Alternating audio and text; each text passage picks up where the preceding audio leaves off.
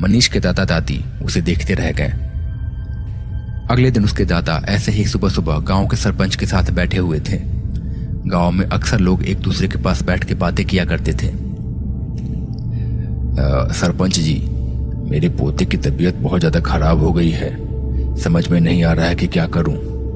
Doctor को दिखाया, वैद्य को दिखाया, पर उन्हें भी समझ में नहीं आ रहा है। किसी और को दिखाना पड़ेगा फिर। उसकी तबीयत में कोई सुधार है कि नहीं? कहाँ कोई सुधार है? दिन पे दिन उसका शरीर जैसे गला जा रहा है। पता नहीं क्या हो गया है उसे। अच्छा, आपके बेटे की भी तबीयत खराब थी ना कुछ साल पहले? मुझे याद है कि उसकी तबीयत भी बहुत ज्यादा खराब हो गई थी। आपने किस डॉक्टर को दिखाया था? मुझे भी बता दीजिए, मैं भी उसे दिखा लूंगा।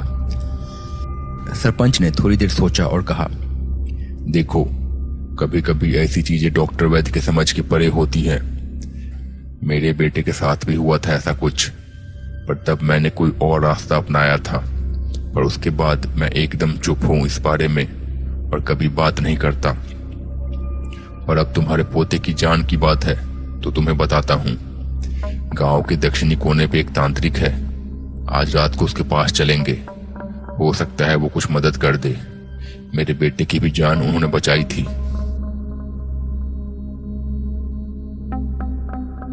एक छोटे से मकान में एक लड़का बिस्तर पे पड़ा हुआ है।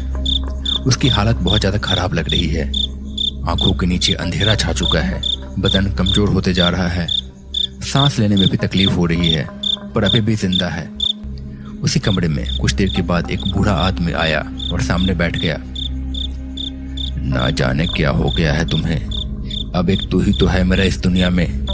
तेरे बिना जीने का क्या मतलब। मैं तुझे कुछ नहीं होने दूंगा। चाहे मुझे कुछ भी करना पड़े, मैं तुझे कुछ भी नहीं होने दूंगा। इसके बाद उस बूढ़े ने चुपचाप कुछ सोचा और चुपचाप फिर वहां से निकल पड़ा। रात के सन्नाटे में धीरे धीरे चलता हुआ गांव के दूसरे छोर पे पहुंचा। यहाँ एक छोटी सी झोपड़ी है। उसके अंदर से थोड़ी सी रोशनी आ रही है और साथ ही में कुछ मंत्रों की आवाज भी आ रही है। वो बूढ़ा इधर उधर देख के चुपके से अंदर चला गया। उसने झोपड़ी के अंदर एक आदमी बैठा हुआ है। उसके सामने मोमबत्तियां जल रही हैं और कुछ निशान बनाए हुए हैं। एक नरमुंड भी रखा हुआ है वहां पे। पास में ही कुछ और सामान भी रखा हुआ है। वो आदमी किसी तांत्रिक के जैसे लग रहा है। ऐसा लग रहा है जैसे किसी बहुत ही गंभीर सिद्धि में लीन है। बुढ़े ने उसके पास जाके कहा, महाराज महाराज महाराज, मदद कीजिए महाराज। बड़ी मुसीबत में हूँ। मेरा सब कुछ लुट जाएगा। बचा लीजिए महाराज, बचा लीजिए। उस तांत्रिक ने अपनी आंखें खोली और बोला, कहां से आया है? महाराज, अजीतपुरा का ही रहने वाला हूँ। आपके गांव का ही हूँ महाराज। बचा लीजिए महाराज। तांत्रिक ने उसकी बात सुनी और फिर आंखें बंद करके धीमी आवाज में कुछ मंत्र पढ़ा। फिर अपने आंखें खोली। मैं समझ गया कि तू यहाँ पे क्यों आया है, लेकिन मुश्किल है, बहुत अधिक मुश्किल है। तेरा बेटा सच में बीमारी से ग्रसित है और अब बस कुछ ही सांसें बची हुई हैं उसकी। इसमें मैं क्या करूं? डॉक्टर वैद्य को नहीं दिखाया? दिखाया महाराज, सबको दिखाया। जयपुर से दिल्ली हर जगह लेके गया। आधे से ज्यादा खेत बेच दिए इलाज में, लेकिन सभी ने हाथ खड़ा कर दिया।